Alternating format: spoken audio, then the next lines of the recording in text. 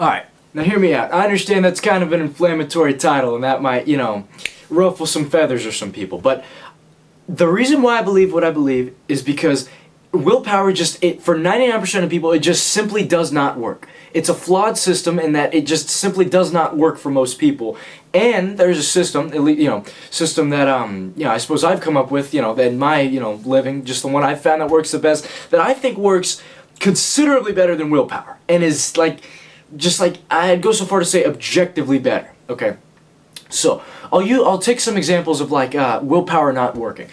Imagine, think about people who are addicted to cigarettes, addicted to sugar, addicted to vaping, fat people, weak people, people who are in a position that would require a significant amount of work to get out of, a significant amount of willpower to get out of, right? If this idea of willpower worked so well, and another thing, these people are addicted to cigarettes and stuff, people like cigarette addicts and like sugar addicts and, fat people, nobody wants to be in that position. Nobody wants to be fat. Nobody wants to be really unhealthy. Nobody wants to be in a lowly position that requires a significant amount of work to get out of. A rut, you might say. Nobody wants to be in that. Okay, and people say, and an idea that I think I've observed that's spun around quite a bit. Usually, the mainstream idea to get out of these ruts is willpower. Right? It's like, well, you gotta have discipline, you gotta have willpower, you gotta want to get out of it. And, to some extent that's true, but, if this system worked so well, why would cigarette addicts even exist? Why do fat people exist? Why do any of these people who are in ruts, why do they even exist if this system of willpower works so well? Well, to me the answer is obvious. It obviously doesn't work very well. Okay, if there was this one statistic, I think it was talking about people who stay on diets and who actually keep the weight off and maintain it. It was staggeringly low. And now, I don't remember the name of the study. I don't even remember who wrote the study. Maybe that's not even, valid evidence. You should absolutely take that with a grain of salt. But I know what I saw. The guy who was talking about it, the amount of people who can stick on to diets, and diets are that's one of I think the perfect examples of willpower, right? Because it's your body and brain telling you, no, we want this, we want to eat this food in this quantity, and using, willpower, just pure will to say, no, I'm not going to do that, right? And the amount of people willpower works for in terms of a diet, at least, it's staggeringly low. And somebody who, excuse me, somebody who, really subscribes to the idea of willpower, I'd wager they'd say something like, well, they're just not trying hard enough. They just don't really want that. They just, they're not putting in enough effort. They just don't have enough willpower. Okay, but that's not how it works. If you have a system that only works for 1% of people, then it's not a good system. You can't just say, oh no, all those 99% of people, they're just not trying hard enough. No, if you have a system, which is willpower, that doesn't work or is extremely difficult for 99% of people, that's objectively a bad system. There's no amount of rationalization you can do for that. It's objectively a bad system if it just does not work. Okay? Now, I'm going to offer my alternative, right? And to recap that, if willpower works so well, we shouldn't have people in positions where they need immense amount of willpower to get out of. And we shouldn't have people falling back, relapsing, going back into ruts, having ruts in the first place, right? If willpower worked so well. Okay, so with that out of the way, I'm going to offer the second part of this. I'm going to offer my alternative system, personally. Just the one I've found, from all the books I've read, all the experience I've had that has so far in my life has worked the best for me, and maybe it could work wonders for you. Okay? And it all hinges on the idea that you do not rise to the level of your goals, you fall to the level of your systems. Rising to the level of your goals, this is what willpower does. And I think this is why it's such a sexy, seducing, attractive kind of system, right? Because it makes people feel, I don't know, like badasses, I guess, because I used to subscribe to this, and yeah, obviously it feels great after you do something hard and knowing that you powered through it, okay? But this is a tactic that should not be overused. I think and at the end I'll get into some tactics or some situations in which I think willpower is absolutely the way to go, but most of the time I don't believe it is. And because this system exists, I'm about to explain. So you do not rise to the level of your goals, you fall to the level of your systems. If you want to rise to the level of your goals, you have to have like a constant support here, a constant like, you know, discipline, willpower, constant like pressure, that like constant friction, conscious effort to stay to the level of your goals. But eventually that you falter out, you burn out. That's literally what it's called, like burnout, right? And this support falls, and then when that support's not gone, you fall right back down to the level of your systems. It happens to everyone, right? And that's why I don't, and you know, going back another reason that I was saying why I think willpower is a very flawed system, is because that happens to everyone. Burnout happens to everyone. That's gonna happen, right? So I think the way to avoid this is with the system of, instead of constantly trying to rise to the level of your goals, accept that you're going to fall to your systems, but enhance your habits, enhance what comes automatically, and make the things that allow you to move, how do I word this? Allow the things that allow you to move forward in your goals and allow you to make progress, allow those things to be fun. Allow them to be wonderful. Allow them to be something you look forward to. Allow them to be something that does not require willpower to do. Okay, I'll take this for example. So, in these past few weeks, I've been like running to and from school, like every single day, almost. And, well, yeah, no, every single day that I'm not injured, okay, like, sometimes I get, you know, whatever, no one cares, that's a whole other thing. But, you know, it's like, 2 miles there and 2 miles back. So it's like 4 miles a day, 5 days in a row, right? And, you know, like an actual athlete, maybe that's not a lot, but I'm a 15-year-old boy, freshman in high school, that's, you know, nobody else does that. To my knowledge, I'm the only guy who runs to and from school every day, okay? And it's like, that's really good for you. That's exercise. Some people would, I'd wager most people would hate to do that. But I enjoy running. It's something I love to do. It's something I look forward, doing. It's something I don't know. It's something I look forward to, right? It's something that I love. You know, I've got like, you know, music playing. You know, I've got like, you know, I'm not trying to make it difficult or something to build discipline or willpower. I don't need willpower to go out and do what some would call essentially exercise. I just love it already.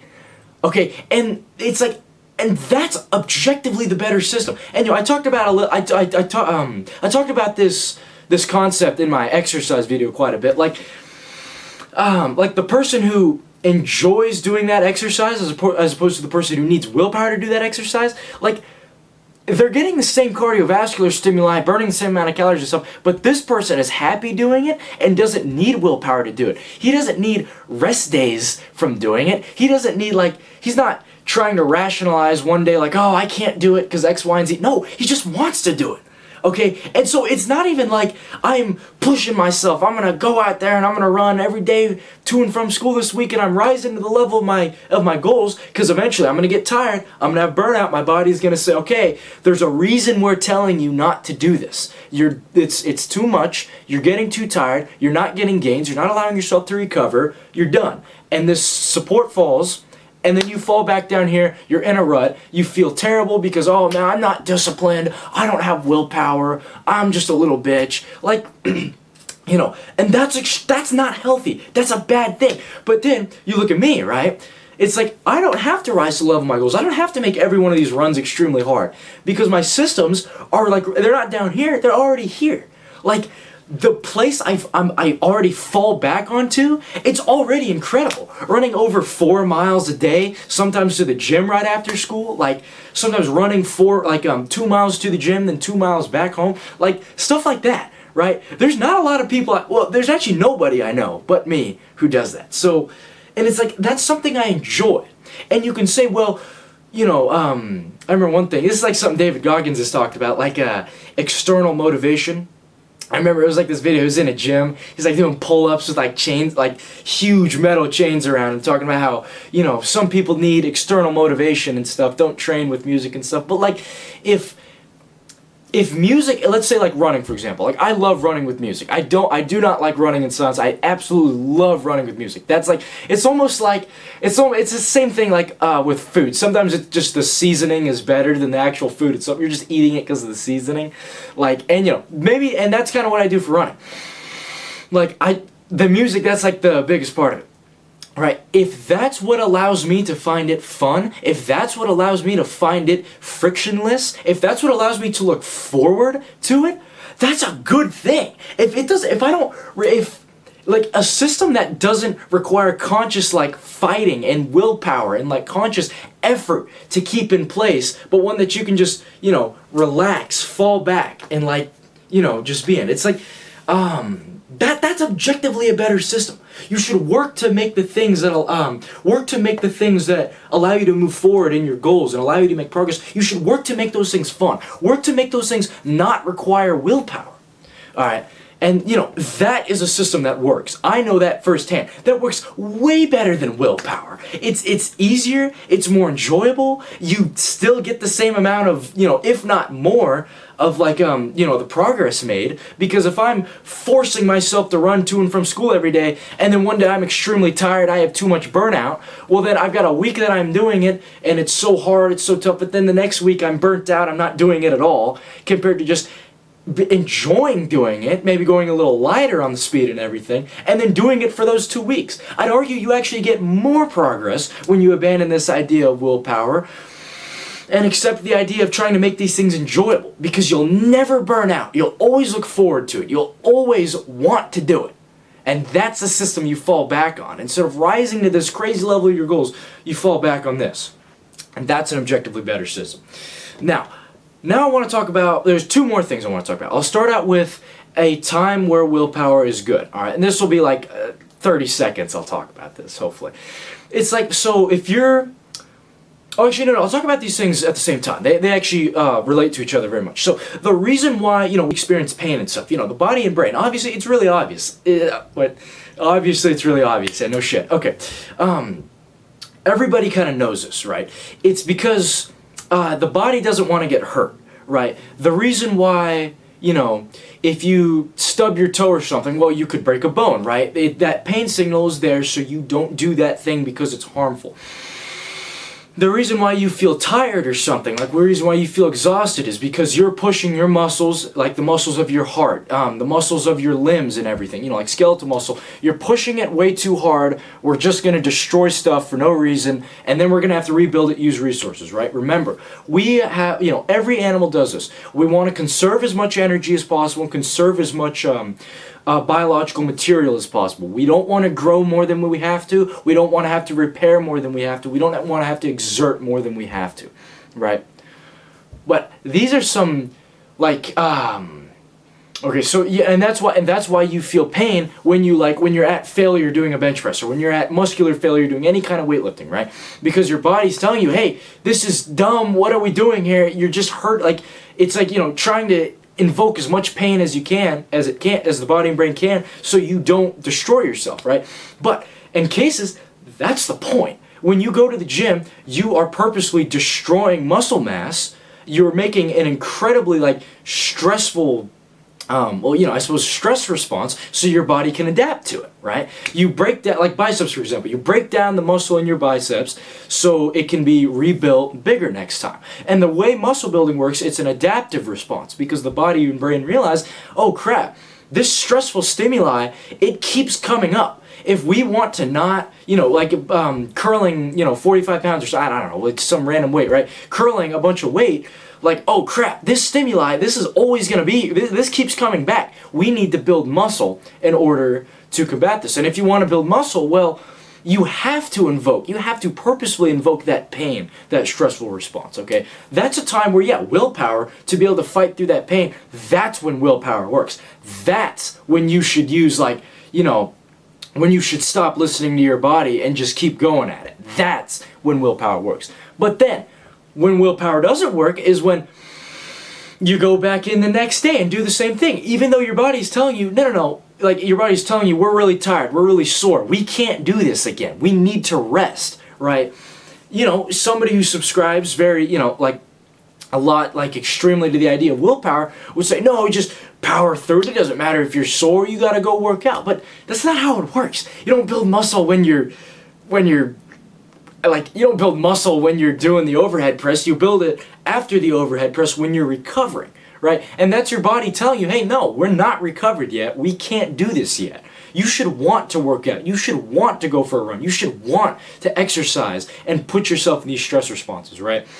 Like, it shouldn't be like a horrible, grueling thing that you dread, right? Obviously, it should be painful when you're at the climax of it, but it shouldn't be some horrible, painful thing that you're like constantly dreading before it and trying to rationalize why you shouldn't have to go and stuff. So, you know, or like if you're in a race or something, let's say you do track and field or something, you do the 800 meter, for example. I've got some good experience with that. That like, you know, at that point, if you listen to your body and you go before where it hurts, dude, you're gonna get last place every time. If you want to even get noticed by anyone, you have to just use willpower. You have to just ignore your body and all the pain signals to just keep pushing on. And then eventually, you know, it's just like the weightlifting, right? It hurts a lot, but eventually, you repair that and you get stronger, you get better, and that's a good thing. And that's when willpower is an incredible thing.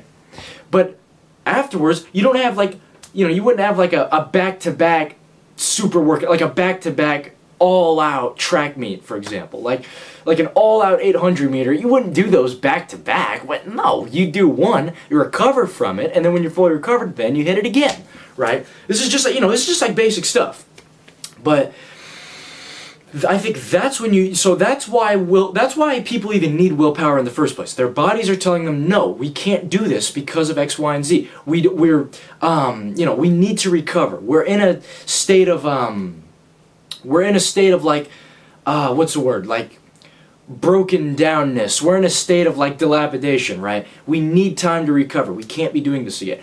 And when that happens, okay, abandon the idea of willpower and let your body do what it's evolved to do. Okay, you're not smarter than millions of years of evolution. You're not stronger than it. Let it do what it's meant to do, and you'll get greatly rewarded from it. All right, I can make a whole thing about like minimalist minimalist like weightlifting methodology. Like, it's incredible. Yeah, I'll definitely make a whole thing about that.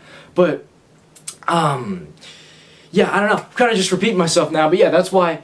That's when willpower, I think that's the only times when willpower should be used, is when it's used to invoke a stress response to enable like bodily growth and stuff like that. But yeah, that's what I got. It was a long one. I didn't mean to make it this long, but that's all I got.